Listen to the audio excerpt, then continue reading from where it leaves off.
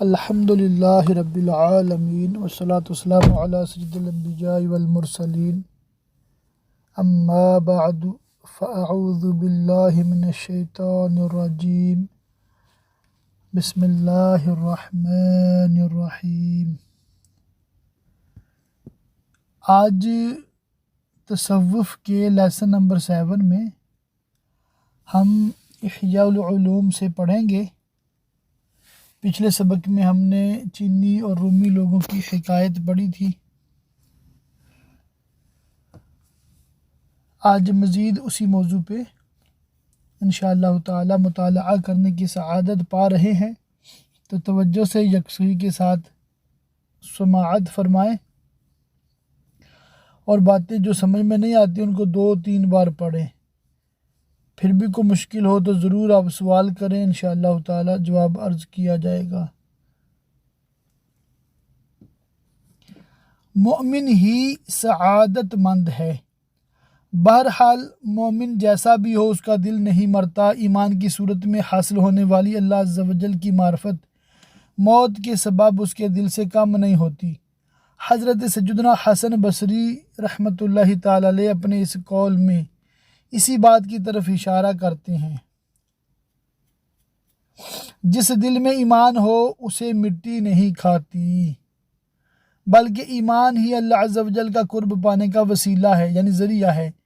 حصول علم یعنی معرفت الہی کے لیے دل کی صفائی ستھرائی وہی کرتا ہے جسے نفس علم یعنی حقیقت ایمان حاصل ہو، اور سعادت مند وہی شخص ہوتا ہے جو اللہ عز و جل پر یقین اور ایمان رکھتا ہو۔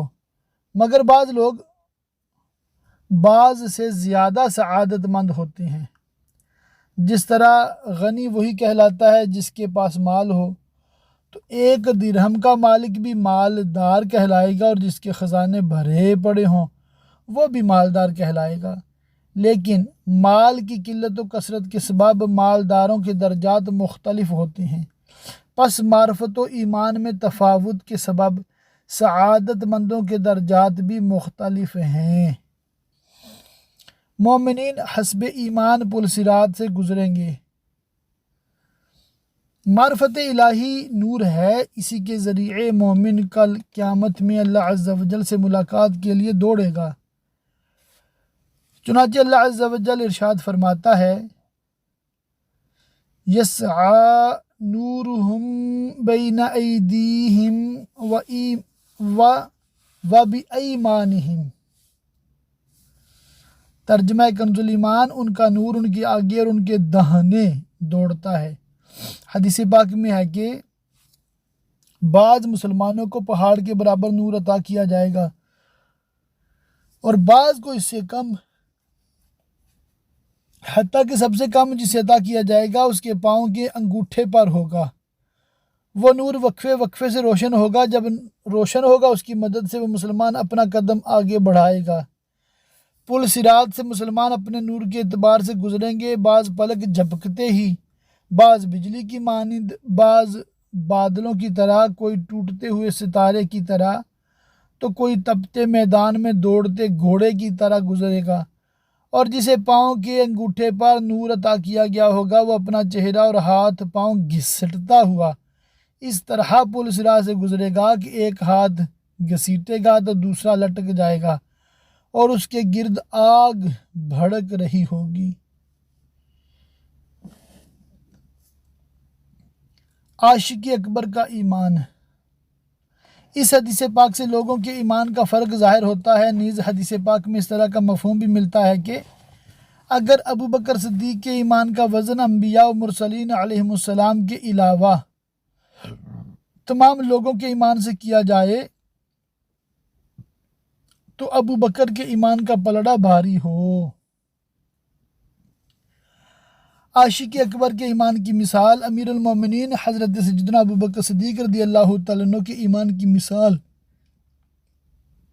قائل کے اس قول کی طرح ہے، اگر سورج کی روشنی سے چراغوں کی روشنی کا وزن کیا جائے تو سورج کی روشنی زیادہ ہوگی، لہٰذا عام لوگوں میں کچھ کا نور ایمان چراغوں کی مثل ہے، کچھ کا شمع کی مثل، صدیقین کا چاند ستاروں کی مثل اور انبیاء کرام علیہ السلام کا نور ایمان سورج کی طرح روشن ہے۔ جس طرح سورج کی روشنی میں دنیا کی وسعت کے باوجود اس کی ہر شے روشن ہوتی ہے اور چراغ کی روشنی میں صرف گھر کا ایک حصہ روشن ہوتا ہے، اسی طرح معرفت الہی و ایمان کے سبب سینے روشن ہونے اور عارفین کے دلوں پر غیبی اسرار منکشف ہونے کے بھی مختلف درجے ہیں۔ چنانچہ حدیث پاک میں ہے کہ بروز قیامت ندا کی جائے گی کہ جس کے دل میں مثقال برابر، نصف مثقال، چوتھائی مثقال یا ذرے برابر بھی ایمان ہو اسے جہنم سے نکال دیا جائے۔ اس حدیث پاک سے جہاں یہ معلوم ہوا کہ ایمان کے مختلف درجے ہیں، وہیں یہ بھی معلوم ہوا کہ ایمان کی اتنی مقدار دخول جہنم سے مانے نہیں۔ اور اسی حدیث پاک میں اس بات کی طرف بھی اشارہ ہے کہ جس کا ایمان مثقال سے زیادہ ہوگا وہ جہنم میں داخلے سے محفوظ رہے گا، کیونکہ اگر وہ بھی داخل ہوتا تو حدیث میں ابتداءً اس کا ذکر کیا جاتا۔ نیز یہ بھی معلوم ہوا کہ جس کے دل میں ذرہ برابر ایمان ہو وہ اگر جہنم میں داخل ہو بھی جائے تو ہمیشہ اس میں نہیں رہے گا۔ ایک روایت میں ہے کہ حضور نبی پاک صلی اللہ تعالی علیہ وآلہ وسلم نے ارشاد فرمایا، لیس شیء خیرا من الف مثلہ الا الانسان المؤمن۔ مومن کے علاوہ کوئی شے ایسی نہیں جو اپنی مثل ہزار اشیاء سے بہتر ہو۔ اس حدیث شریف میں اللہ عز و جل کی معرفت رکھنے والے اور کامل یقین رکھنے والے شخص کے دل کی فضیلت کی طرف اشارہ ہے، کیونکہ اس کا دل عوام کے ہزاروں سے افضل ہے۔ نیز اللہ عز و جل ارشاد فرماتا ہے، وَأَنْتُمُ الْأَعْلَوْنَ إِن كُنتُم مُّؤْمِنِينَ۔ ترجمہ کنز ایمان، تم ہی غالب آؤ گے اگر ایمان رکھتے ہو۔ اس آیت مبارکہ میں مومنین کی مسلمانوں پر فضیلت بیان کی گئی، اور یہاں مومن سے عارف یعنی اللہ عز و جل کی معرفت رکھنے والا شخص مراد ہے۔ مقلد یعنی غیر عارف مراد نہیں کہ اس کے دل میں معرفت الہی پختہ نہیں ہوتی۔ 700 درجے بلندی۔ اللہ عز و جل ارشاد فرماتا ہے، ترجمہ کنز ایمان، اللہ تمہارے ایمان والوں کے اور ان کے جن کو علم دیا گیا درجے بلند فرمائے گا۔ یہاں ایمان والوں سے مراد وہ لوگ ہیں جنہوں نے تقلید کرتے ہوئے بغیر علم کے تصدیق کی، اور انہیں علم والوں سے علیحدہ ذکر کرنے میں اس بات پر دلالت ہے کہ لفظ مومن مقلد پر بھی بولا جاتا ہے اگرچہ اس کی تصدیق بصیرت اور کشف کی بنیاد پر نہیں ہوتی۔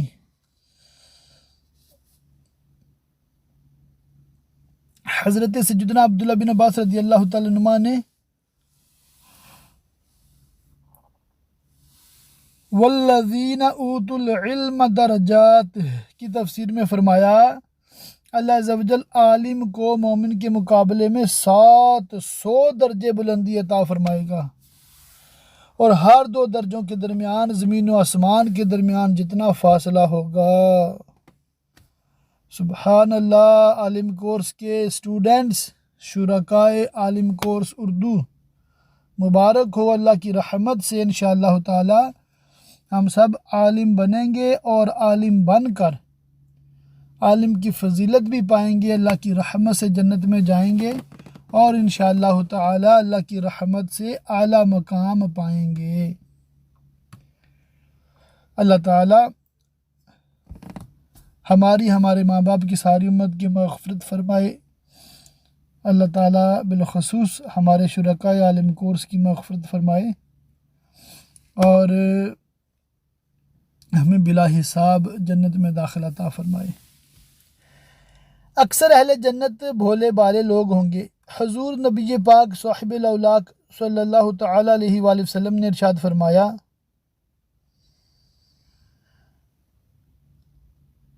یعنی اکثر اہل جنت بھولے بالے ہوں گے، اور جنت کا اعلیٰ مقام عقل والوں کے لیے ہے۔ عالم کا مقام و مرتبہ۔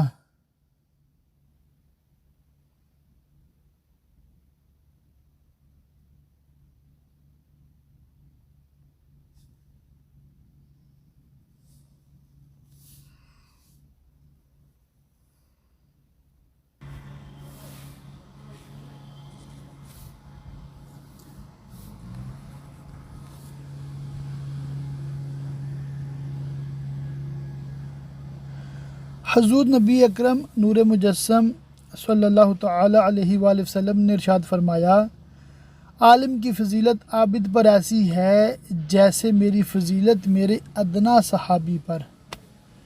ایک روایت میں ہے جیسے 14ویں کے چاند کی فضیلت تمام ستاروں پر۔ ان دلائل سے تمہارے سامنے یہ بات واضح ہو گئی ہوگی کہ اہل جنت کے درجات کا یہ فرق ان کے قلوب و معارف کے تفاوت یعنی فرق کی وجہ سے ہے، اور اسی وجہ سے قیامت کے دن کو خسارے کا دن کہتے ہیں۔ رحمت الہی سے محرومی بہت بڑا خسارہ ہے۔ یقیناً رحمت الہی سے محرومی بہت بڑا خسارہ ہے، اور کل قیامت میں جس کا درجہ کم ہوگا وہ اپنے درجے سے اوپر کئی درجات دیکھے گا تو اس کا ان کی طرف دیکھنا ایسے ہی ہوگا جیسے 10 درہم کے مالک کا اس شخص کو دیکھنا جو مشرق و مغرب تک زمین کا مالک ہے۔ حالانکہ مالدار دونوں ہیں مگر دونوں کے درمیان فرق بہت زیادہ ہے، تو جس کا حصہ کم ہوگا وہ شخص کس قدر خسارے میں ہے۔ اللہ عز و جل ارشاد فرماتا ہے وَلَلْآخِرَةُ أَكْبَرُ دَرَجَاتٍ وَأَكْبَرُ تَفْضِيلًا۔ ترجمہ کنز الایمان، اور بے شک آخرت درجوں میں سب سے بڑی اور فضل میں سب سے اعلیٰ۔ بغیر سیکھے معرفت حاصل کرنے میں صوفیہ کا طریقہ درست ہونے پر شرعی دلائل۔ جس کے سامنے بطریق الہام کوئی چیز منکشف ہو اگرچہ تھوڑی ہو اور اسے معلوم نہ ہو کہ یہ دل میں کیسے آئی اور اس کا سبب کیا ہے، تو راستہ درست ہونے کے سبب وہ عارف ہی کہلائے گا، اور جو اپنے اندر اس کیفیت کو نہ پا سکے اسے بھی دل سے اس کی تصدیق کرنی چاہیے، کیونکہ انسان میں معرفت کا درجہ کمیاب ہے اور اس پر شرعی دلائل، تجربات اور حکایات بھی گواہ ہیں۔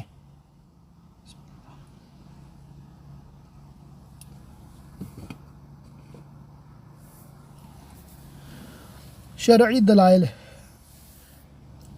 اللہ عز و جل ارشاد فرماتا ہے ترجمہ کنز الایمان، اور جنہوں نے ہماری راہ میں کوشش کی ضرور ہم انہیں اپنے راستے دکھا دیں گے۔ تو بغیر علم سیکھے عبادت پر ہمیشگی کے سبب دل سے جو بھی حکمت کی بات ظاہر ہوتی ہے وہ بطریق کشف و الہام ہوتی ہے۔ علم پر عمل کرنے کی فضیلت، اللہ عز و جل کے پیارے حبیب لبیب صلی اللہ تعالی علیہ وسلم نے ارشاد فرمایا، جو شخص اپنے علم پر عمل کرتا ہے اللہ عز و جل اسے ان چیزوں کا علم بھی عطا فرما دیتا ہے جنہیں وہ نہیں جانتا۔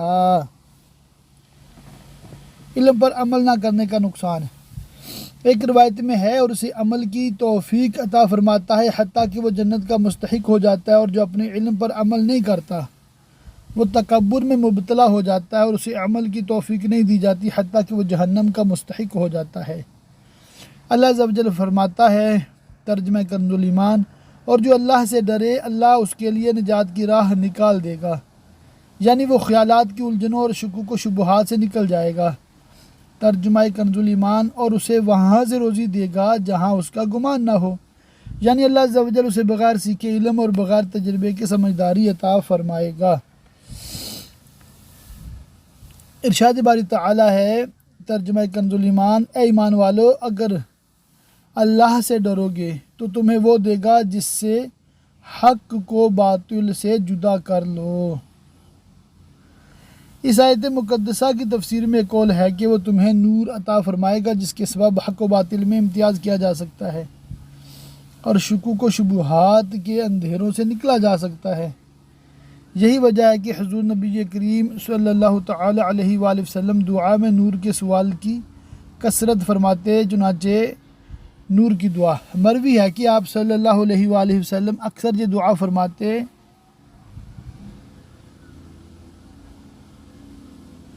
اللہم اعطنی نورا وزدنی نورا واجعل لی فی قلبی نورا وفی قبری نورا وفی سمعی نورا وفی بصری نورا۔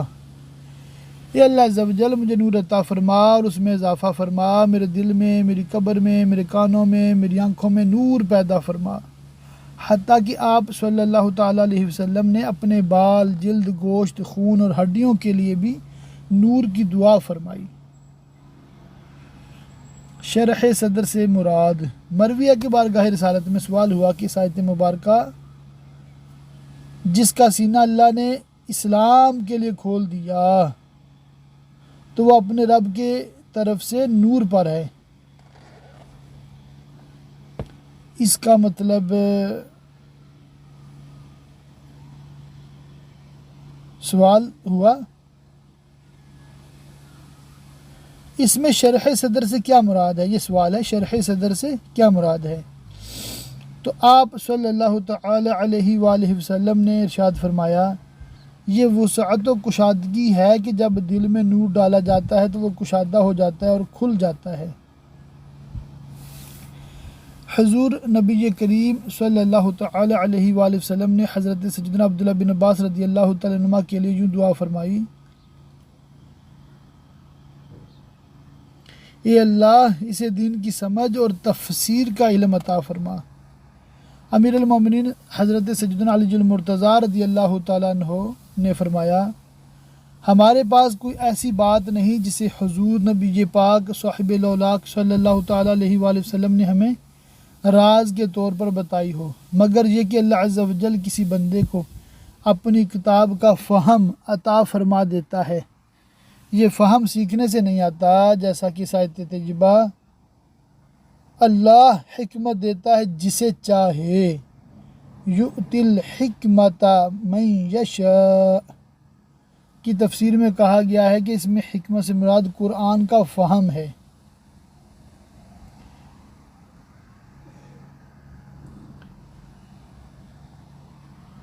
اچھا، نیچے حاشیہ لکھا ہوا ہے، یہ بھی تفسیر خزائن العرفان کا حوالہ ہے کہ رسول کریم صلی اللہ تعالیٰ علیہ وآلہ وسلم نے جب یہ آیت تلاوت فرمائی تو صحابہ نے عرض کیا یا رسول اللہ صلی اللہ علیہ وآلہ وسلم سینہ کا کھلنا یعنی شرح صدر کس طرح ہوتا ہے؟ فرمایا کہ جب نور قلب میں داخل ہوتا ہے تو وہ کھلتا ہے اور اس میں وسعت ہوتی ہے۔ صحابہ نے عرض کیا اس کی کیا علامت ہے؟ فرمایا دار الخلود، ہمیشگی کے گھر یعنی آخرت کی طرف متوجہ ہونا، اور دار الغرور یعنی دنیا سے دور رہنا، اور موت کے لیے اس کے آنے سے قبل تیار ہونا۔ اچھا، ہم پڑھ رہے تھے اوپر نیز ارشاد باری تعالی ہے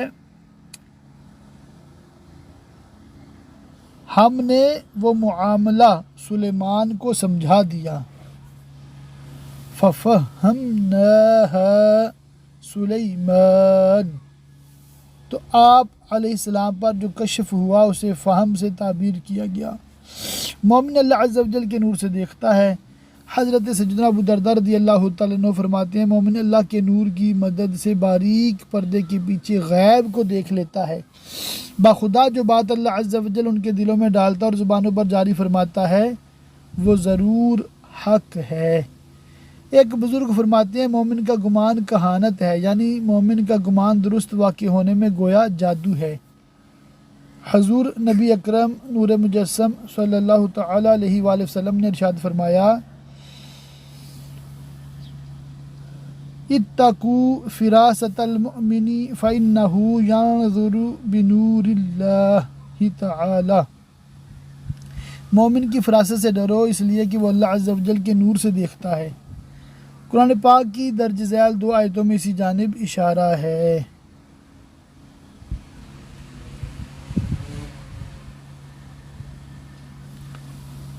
بے شک اس میں نشانیاں ہیں فراست والوں کے لیے، بے شک ہم نے نشانیاں کھول دیں یقین والوں کے لیے۔ اچھا، اوپر ایک حاشیہ ہے وہ ہم دیکھ لیتے ہیں، انشاءاللہ تعالیٰ کچھ سیکھنے کو ملے گا۔ معاملہ کی تفصیل، اللہ عز و جل ارشاد فرماتا ہے ترجمہ کنز الایمان، اور داؤد اور سلیمان کو یاد کرو جب کھیتی کا ایک جھگڑا چکاتے فیصلہ کرتے تھے، جب رات کو اس میں کچھ لوگوں کی بکریاں چھوٹیں، اس معاملہ کی تفصیل خزائن العرفان میں جو بیان کی گئی ہے، یہ مقدمہ حضرت داؤد علیہ السلام کے سامنے پیش ہوا۔ آپ نے تجویز کی کہ بکریاں کھیتی والے کو دے دی جائیں۔ بکریوں کی قیمت کھیتی کے نقصان کے برابر تھی۔ حضرت سلیمان علیہ السلام کے سامنے جب یہ معاملہ پیش ہوا تو آپ نے فرمایا کہ فریقین کے لیے اس سے زیادہ آسانی کی شکل بھی ہو سکتی ہے۔ اس وقت حضرت کی عمر شریف 11 سال کی تھی، سلیمان علیہ السلام کی۔ حضرت داؤد علیہ السلام نے آپ پر لازم کیا کہ وہ صورت بیان فرمائیں۔ حضرت سلیمان علیہ السلام نے یہ تجویز پیش کی کہ بکری والا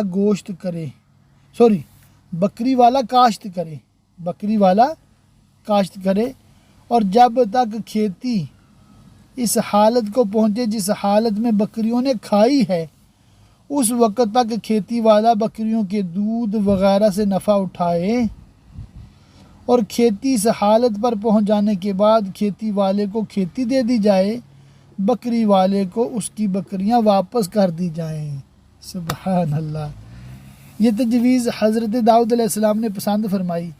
اس معاملہ میں یہ دونوں حکم اجتہادی تھے اور اس شریعت کے مطابق تھے۔ ہماری شریعت میں حکم یہ کہ اگر چرانے والا ساتھ نہ ہو تو جانور جو نقصانات کرے اس کا ضمان لازم نہیں۔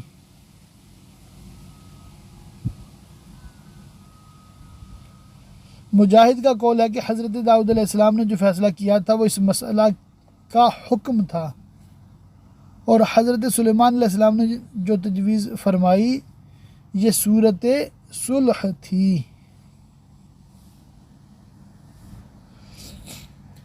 مزید سبق کی طرف جاتے ہیں۔ علم باطن ہی علم نافع ہے۔ حضرت سیدنا حسن بصری علیہ رحمۃ اللہ القوی سے مروی ہے کہ مصطفیٰ جان رحمت صلی اللہ تعالی علیہ وآلہ وسلم نے ارشاد فرمایا، العلم علمان فعلم باطن فی القلب فذلک هو العلم النافع۔ علم کی 2 قسمیں ہیں، باطنی علم دل میں ہوتا ہے اور یہی علم نافع ہے۔ کسی عالم سے علم باطن کے بارے میں پوچھا گیا تو انہوں نے فرمایا، یہ اللہ عز و جل کے رازوں میں سے ایک راز ہے جسے اللہ عز و جل اپنے محبوب بندوں کے دلوں میں ڈالتا ہے اور اس پر کسی فرشتے اور بشر کو مطلع نہیں کرتا۔ حضور نبی کریم صلی اللہ تعالیٰ علیہ وآلہ وسلم نے ارشاد فرمایا، بے شک میری امت میں کچھ لوگ محدثین، معلمین اور مکلمین یعنی صاحب کشف الہام اور توفیق یافتہ ہے، عمر کا شمار بھی انہی میں ہوتا ہے۔ سیدنا عمر فاروق اعظم رضی اللہ تعالیٰ عنہ کے حوالے سے ہے۔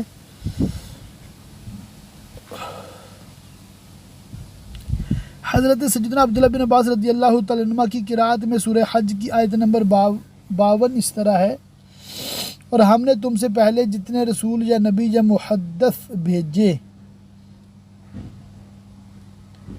محدث سے مراد ملہم ہے، اور ملہم وہ شخص ہے جس کے دل پر داخلی جہت سے کوئی بات منکشف ہو، نہ کہ خارجی محسوسات کی جہت سے،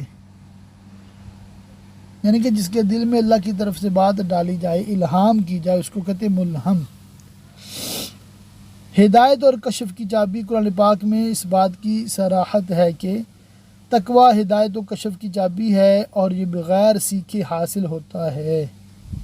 اللہ عز و جل فرماتا ہے، اور جو کچھ اللہ نے آسمانوں اور زمین میں پیدا کیا ان میں نشانیاں ہیں ڈر والوں کے لیے، تو ان نشانیوں کو متقین کے ساتھ خاص کیا۔ ارشاد باری تعالیٰ ہے، ترجمہ کنز الایمان، یہ لوگوں کو بتانا اور راہ دکھانا اور پرہیزگاروں کو نصیحت ہے، علم ربانی۔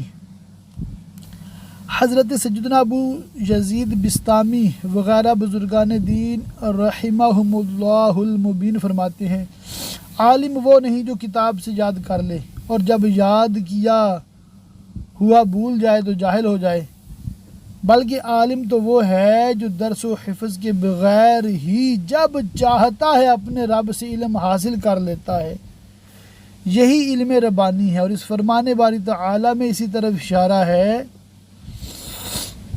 وَعَلَّمْنَاهُ مِن لَّدُنَّا عِلْمًا، اور اسے اپنا علم لدنی عطا کیا۔ علم لدنی کی تعریف، یوں تو ہر علم رب کی طرف سے ملتا ہے، لیکن بعض علوم مخلوق کے سکھانے سے حاصل ہوتے ہیں، تو ایسے علم کو علم لدنی نہیں کہتے، بلکہ علم لدنی تو وہ ہوتا ہے جس کا ظہور کسی خارجی معروف سبب کے بغیر ہی قلب پر ہو جاتا ہے۔ یہ نقلی دلائل تھے، اور اگر اس بارے میں وارد تمام آیات و حدیث اور آثار جمع کیے جائیں تو بے شمار ہو جائیں۔ تجربات، جہاں تک تجربات کے ذریعے اس علم لدنی کے مشاہدے کا تعلق ہے تو انہیں بھی شمار نہیں کیا جا سکتا، اور اس علم لدنی کا ظہور صحابہ تابعین ان کے بعد کے حضرات پر ہوا۔ چنانچہ سیدنا صدیق اکبر رضی اللہ تعالیٰ عنہ کی کرامت، امیر المومنین حضرت سیدنا ابوبکر صدیق رضی اللہ تعالیٰ عنہ نے وصال کے وقت اپنی صاحبزادی ام المومنین حضرت سیدتنا عائشہ صدیقہ طیبہ طاہرہ رضی اللہ تعالیٰ عنہ سے فرمایا، تمہارے 2 بھائی اور 2 بہنیں ہیں۔ آپ رضی اللہ تعالیٰ عنہ کی زوجہ محترمہ اس وقت حاملہ تھیں، چنانچہ ان کے ہاں بیٹی کی ولادت ہوئی تو حضرت سیدنا ابوبکر صدیق رضی اللہ تعالیٰ عنہ نے ولادت سے پہلے ہی جان لیا تھا کہ بیٹی پیدا ہوگی۔ سیدنا فاروق اعظم رضی اللہ تعالیٰ عنہ کی کرامت، امیر المومنین حضرت سیدنا عمر فاروق اعظم رضی اللہ تعالیٰ عنہ نے دوران خطبہ فرمایا، یا ساریۃ الجبل، اے ساریہ پہاڑ کی طرف چلے جاؤ، کیونکہ آپ پر یہ منکشف ہو چکا تھا کہ دشمن پہاڑ کی جانب سے ان پر حملہ کرنے والا ہے، تو اپنی اس معرفت کی بنیاد پر آپ نے انہیں خبردار کیا، پھر آپ کی آواز کا ان تک پہنچنا عظیم کرامات میں سے ہے۔ یہ واقعہ تو آپ کو پتہ ہوگا کہ سیدنا فاروق اعظم رضی اللہ تعالیٰ عنہ مدینہ میں تھے، اور سیدنا ساریہ نہاوند غالباً دور دراز کے مقام پر جہاد کر رہے تھے، تو آپ نے دوران خطبہ ارشاد فرمایا، یا ساریۃ الجبل، گویا کہ مدینہ میں کھڑے کھڑے وہاں کا منظر دیکھ رہے تھے۔ اللہ اللہ اللہ اللہ، سبحان اللہ، بغیر ٹی وی کے، بغیر ویڈیو کال کے۔ یہ بھی بتا دوں، حکایت مومنانہ بصیرت اور سچی فراست، حضرت سیدنا انس بن مالک رضی اللہ تعالیٰ عنہ بیان کرتے ہیں، میں خلیفہ سیوم امیر المومنین حضرت سیدنا عثمان غنی رضی اللہ تعالیٰ عنہ کی خدمت میں جا رہا تھا کہ راستے میں مجھے ایک عورت ملی۔ میں نے تریچھی نظر سے بڑے انہماک کے ساتھ اسے دیکھا۔ جب میں امیر المومنین کی خدمت میں حاضر ہوا تو انہوں نے فرمایا، تم میں سے کوئی میرے پاس اس حالت میں آتا ہے کہ زنا کا اثر اس کی آنکھوں میں ظاہر ہوتا ہے، کیا تم نہیں جانتے کہ آنکھوں کا زنا دیکھنا ہے؟ توبہ کرو ورنہ میں تمہیں سزا دوں گا۔ میں نے عرض کی، کیا پیارے مصطفیٰ صلی اللہ علیہ وآلہ وسلم کے بعد بھی وحی کا سلسلہ جاری ہے؟ آپ رضی اللہ تعالیٰ عنہ نے فرمایا، نہیں، بلکہ یہ بصیرت، برہان اور سچی فراست ہے۔ سبحان اللہ۔ حکایت، دل میں آنے والے خیال کو جان لیا، حضرت سیدنا ابو سعید خراز علیہ رحمۃ اللہ الغفار بیان کرتے ہیں، میں نے مسجد حرام میں، یعنی مکہ پاک کی جو مسجد ہے، اس میں پھٹے پرانے کپڑوں میں ملبوس ایک فقیر کو دیکھ کر دل میں کہا، یہ اور اس جیسے دیگر لوگ بنی نوع انسان پر بوجھ ہیں۔ اتنے میں اس فقیر نے مجھے آواز دے کر یہ آیت مقدسہ پڑھی، اور جان لو کہ اللہ تمہارے دل کی جانتا ہے تو اس سے ڈرو۔ میں نے دل ہی دل میں اللہ سے توبہ کی۔ اس نے پھر مجھے پکارتے ہوئے یہ آیت مبارکہ پڑھی، اور وہی ہے جو اپنے بندوں کی توبہ قبول فرماتا۔ پھر وہ میری نظروں سے غائب ہو گیا اور دوبارہ مجھے نظر نہ آیا۔ سبحان اللہ، سبحان اللہ، سبحان اللہ۔ بہت ہی پیاری پیاری باتیں ہیں جی، امام غزالی کی تو کیا ہی بات ہے۔ اسی بات پہ انشاءاللہ تعالیٰ آج کے لیسن کا اختتام۔ اللہ تعالیٰ ہم سب کو علم نافع عطا فرمائے، اور اللہ تعالیٰ ہم سب کو علم پہ عمل کی توفیق عطا فرمائے۔ اللہ تعالی ہم سب کو متقی پرہیزگار بنائے اور اپنی رحمت سے ہمیں دنیا اور آخرت کی بلائیاں عطا فرمائے۔ آمین بجاہ النبی الامین وصلی اللہ تعالی علیہ وآلہ وصحبہ وبارک وسلم۔